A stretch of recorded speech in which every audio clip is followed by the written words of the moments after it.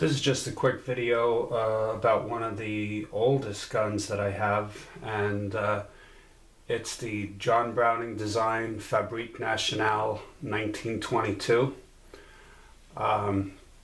This is a gun that was made in Belgium during World War II, I believe, and it's a pretty cool gun.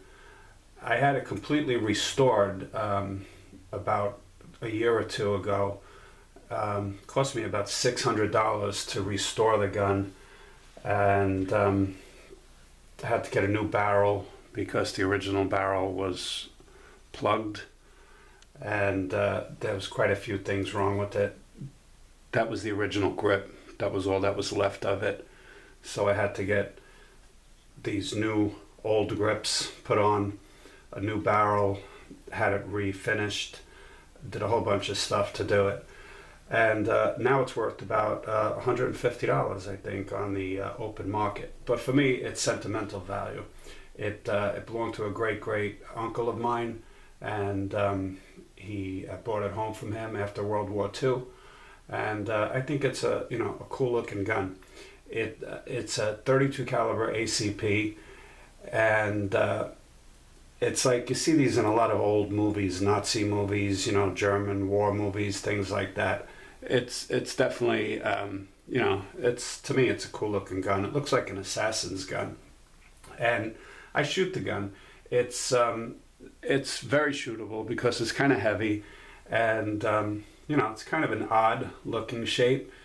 But, as I always say, beauty is in the eye of the beholder. This was the original holster that came with it, and it was really kind of beat up and ragged and falling apart and so forth. So I went on trusty eBay, and I bought another holster that fits perfectly for it. It was made just for this gun. If I could open it. And it comes with 2 magazine pouches, and it fits perfectly inside it, just like that. And then you put the mags in. It's not anything I would ever carry. Obviously, I would look like a German soldier or something carrying this, but it's just for collection purposes. Anyway, so that's Fabrique Nationale. I believe they made these. This was based on the 1910 model, and then I think they elongated the barrel somehow, and they made it into 4.5 inch barrel, and was made from around 1910, I guess, up until the mid 1980s. I think they were still producing them in different places. This one is made in Belgium now.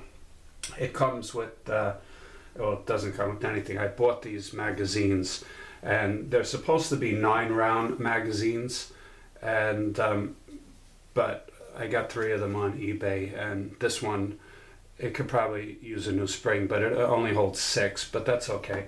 And then these 2 hold 9, and like I said, I shoot it, and it's a very accurate gun. It's surprisingly accurate for such an old gun, and I've ran a whole bunch of different type of ammo through it.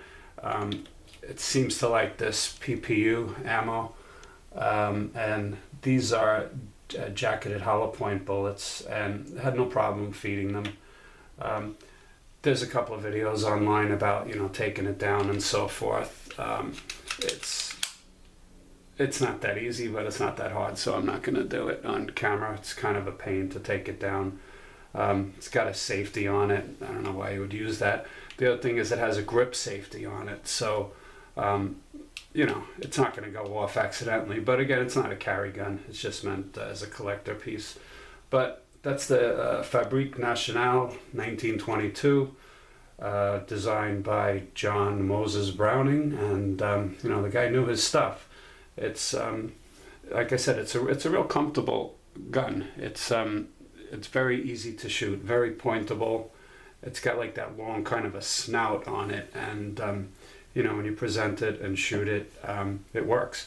You could see why they carried it in the war.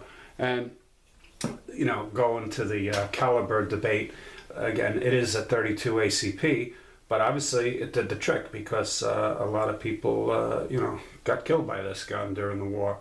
And I believe the original one was what started World War One. Correct me if I'm wrong, but I think they assassinated Archduke Ferdinand with the 1910 version of this gun, something like that. I got to research a little bit more, but anyway, that's the 1922 Fabrique Nationale, and it's just a quick look at it. There's the 3 different magazines.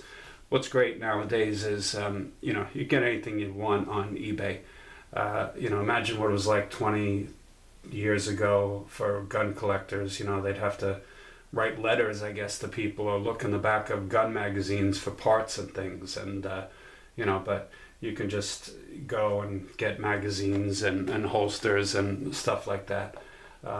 So that's it. Quick video, Fabrique Nationale 1910. If you like this video, please like and subscribe. Thanks.